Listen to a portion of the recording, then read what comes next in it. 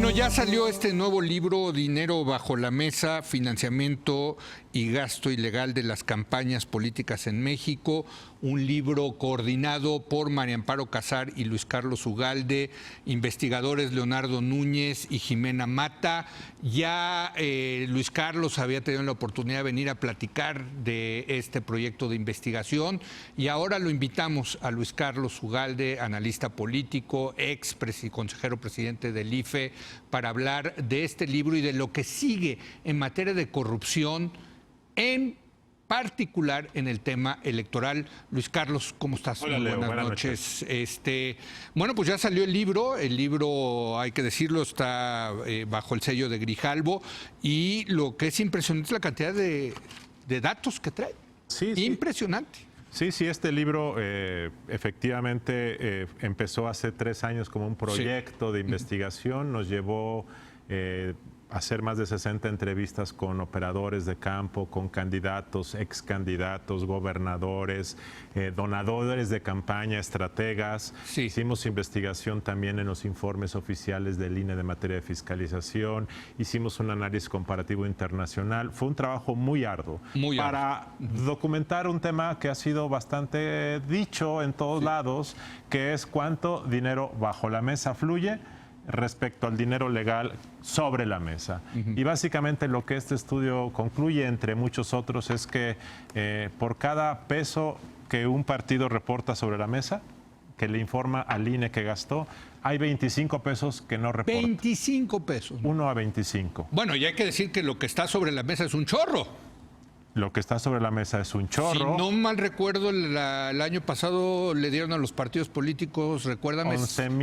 casi 12 mil millones de pesos de financiamiento público federal y estatal. ¿Y eso lo que ustedes dicen es que costó 25 veces más? No necesariamente así. Lo que decimos es que a los partidos, por cada peso que los partidos reportan, hay más o menos 25 pesos que no se reportan. Sí. Esa es una manera de verlo. Otra manera de verlo es que los partidos tienen un tope legal de campaña. Sí. En el caso de los gobernadores, que es nuestra unidad básica de análisis, el tope promedio de gasto para ser gobernador es como de 51 millones de pesos. Que es de risa absolutamente loca esos 51 millones de pesos. Así ni en el estado más chiquito de la República, que es Colima, se gastan eso. Así es. ¿Estamos de acuerdo? Totalmente. En el Estado de México se han de gastar 25 veces más. Lo que nosotros decimos aquí, esto fue corroborado por operadores, fue corroborado por excandidatos. Un estratega de una campaña, por ejemplo, nos permitió el acceso a la hoja de datos de Excel, en donde ellos registraban los datos reales que se habían ejercido en una campaña contra los reportados. Y nosotros detectamos por un mecanismo diferente de costeo por unidad de cada gasto de una campaña, que en promedio los candidatos gastan 11 veces lo que la ley permite. Entonces, si la ley permite más o menos que tú gastes 51 millones como candidato a gobernador, en promedio estarán gastando aproximadamente 500 millones un candidato a gobernador. Y ese dinero viene de algún lado, y lo hemos platicado.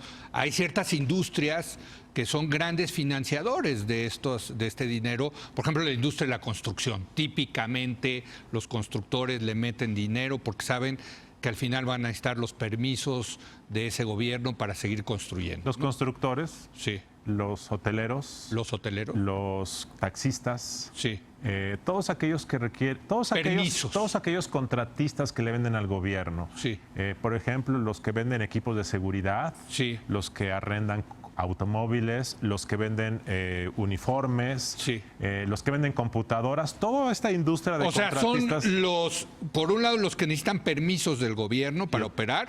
Y otros los que les venden bienes de consumo o construyen infraestructura. Correcto. Esos son los que le dan dinero al gobierno. Y otra fuente de a las campañas. A las campañas, perdón. Exacto. A las campañas.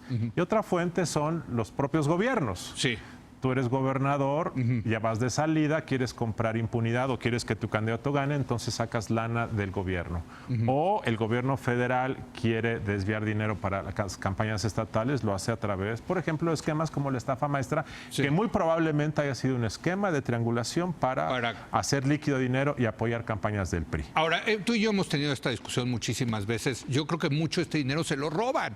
Sí. Que mucho de este dinero en realidad no acaba en las campañas, Así sino es. acaba en los famosos operadores electorales que se hacen multimillonarios Así durante es. las campañas. Hacer campaña es un buen negocio, Leo, Sí. aunque pierdas. De hecho, Sí. perder es un buen negocio porque te llevas parte del dinero. Sí. Y parte de la inflación de las campañas no tiene que ver con que los insumos para ganar sean más caros. Tiene que ver con que los candidatos se quieren enriquecer, los operadores, los coordinadores. Sí. Entonces hay mucha corrupción. También los candidatos, digamos. Sí, claro, dicen, claro. yo me voy a llevar de esta campaña tanto y se acabó. Campaña que no da para rancho no es una buena campaña, dice el adagio. Decía un ex gobernador muy famoso, pero bueno. Un donante de campaña nos dijo en una charla, tuvimos más de 60 charlas Sí, con gente de carne y hueso que conoce el tema, me dijo, mira, yo le doy al candidato 10 millones de pesos o 20 millones de pesos y a mí no me importa en qué los usa. Es más, Sí. si se los queda mejor para mí porque se va a sentir más comprometido conmigo. Yo doy dinero no para que gane, doy dinero para tener acceso. Lealtad. Entonces, quien recibe dinero y quien da dinero lo hacen por un beneficio mutuo, de tal forma que esto está ya desconectado de los costos reales de una industria. Es decir,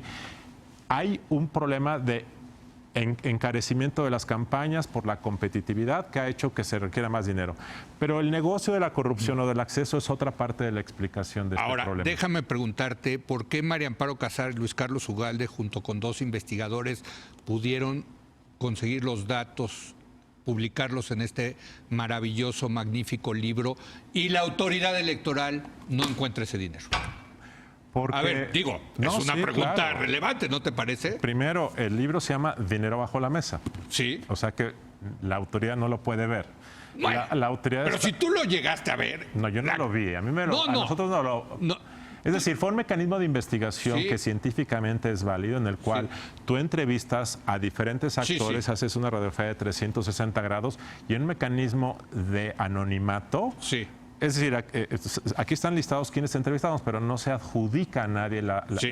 Te van platicando la historia y te la van platicando. Pero si tú pudiste llegar a eso, Pero no la tiene- autoridad puede llegar Pero a la eso, autoridad, Luis Carlos. la autoridad requiere documentar, probar circunstancias de modo, tiempo y lugar. Es decir, aquí no tenemos un propósito de fiscales. Aquí Sí. no estamos acusando Sí, a sí. nadie. Aquí estamos descubriendo un Entiendo. problema. Esto es una investigación periodística en cierto sentido. Es una investigación de un problema. Sí. Nosotros no queremos denunciar a Pepe, Luis o Chucha, porque si quisiéramos hacer esto no hubiéramos obtenido la información. Correcto. Ahora, entonces, ¿es imposible que la autoridad conozca de estas cosas? O sea, te lo pregunto porque yo sé que cada vez nos gastamos más dinero, los contribuyentes, en tratar de fiscalizar las campañas y resulta pues que no lo encuentran. Bueno, lo que pasa es que buena parte de este dinero es en efectivo. Mucho de lo que se gasta en campañas lo pagan terceros. Una campaña en el Estado de México se puede pagar desde Nayarit, Sí. por una empresa en Nayarit o por un gobierno municipal en Quintana Roo.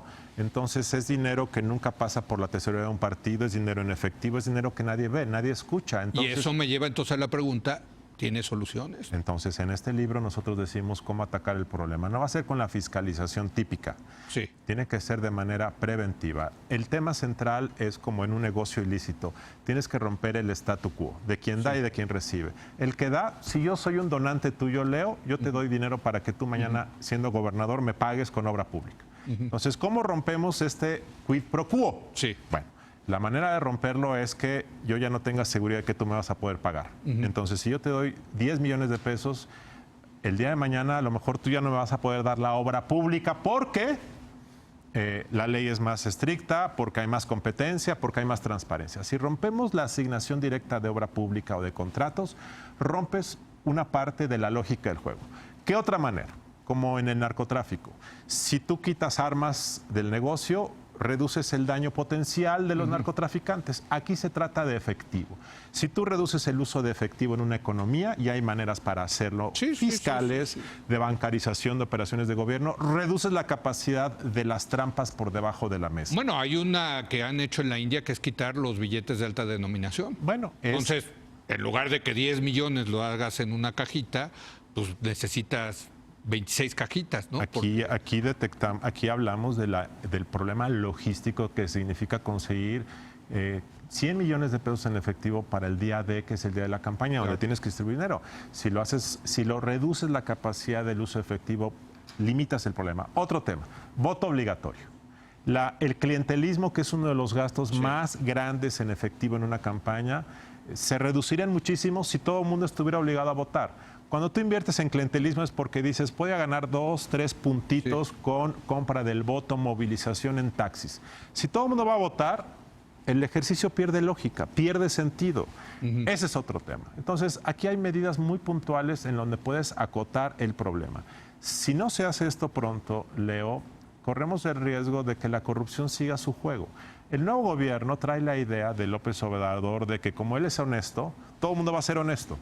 Pero no hay manera de que te portes bien en una fiesta si en el precopeo, en el cóctel previo, te tomaste 10 tequilas. Ya estará ocurriendo, por ejemplo, ahorita en Puebla y Baja California, donde hay elecciones para gobernador este año, esto. Yo creo que sí, Leo. ¿Sí? Hay dos fenómenos que debo detectar.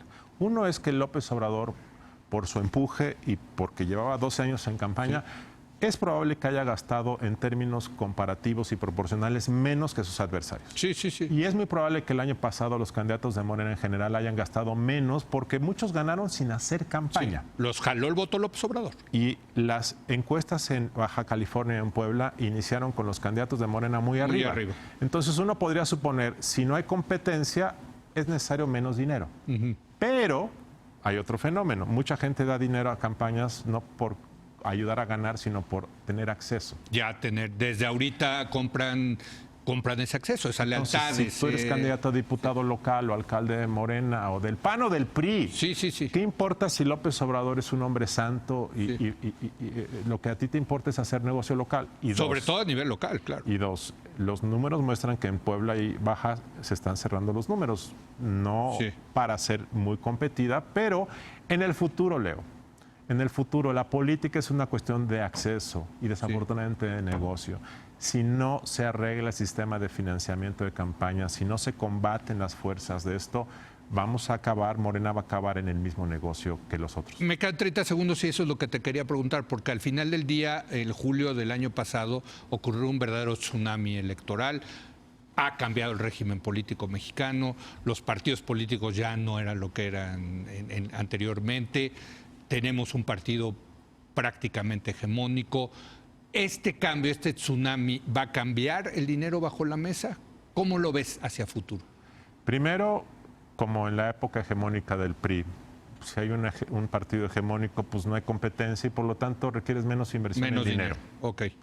Pero por otra parte, la lógica del sistema clientelar hace que las estructuras que antes ayudaban al PRI, al PRD, al PAN, se van a mover gradualmente hacia Morena. Un gobernador de una entidad me dijo, en esta entidad donde ganó Morena, las estructuras clientelares ya se están yendo con quien tiene el dinero. Entonces esas estructuras, la lógica del juego, los negocios con los contratistas, empiezan a capturar al sistema. Entonces Morena muy pronto puede acabar siendo parte del mismo sistema. Pero el presidente, por ejemplo, quiere entregar dinero de manera directa para evitar precisamente estas estructuras clientelares. Quiere entregarlas de manera directa, es cierto. O sea, el dinero, todo lo de las pensiones a adultos mayores, las becas a los ninis, etcétera, tienen ese propósito. Pero las estructuras clientelares que movilizan al voto, Leo, viven de... Son otras. Están insertas en programas de gobierno, están insertas en la nómina, están insertas en... O sea, taxistas, burócratas, esos van a seguir existiendo. López contratistas. López Obrador ha querido desmantelar estructuras de la alta burocracia, pero no ha desmantelado las estructuras clientelares, digamos, de la baja burocracia o de los programas sociales. Eso sigue ahí y se están moviendo. Muchos operadores del PRI apoyaron a Morena el año pasado. Muchas clientelas de Morena son expriistas, de tal forma que eso no va a cambiar. Mario Delgado hace un mes, junto con Tatiana Cloutier, dijeron que iban a reducir el dinero público a los partidos. Bien.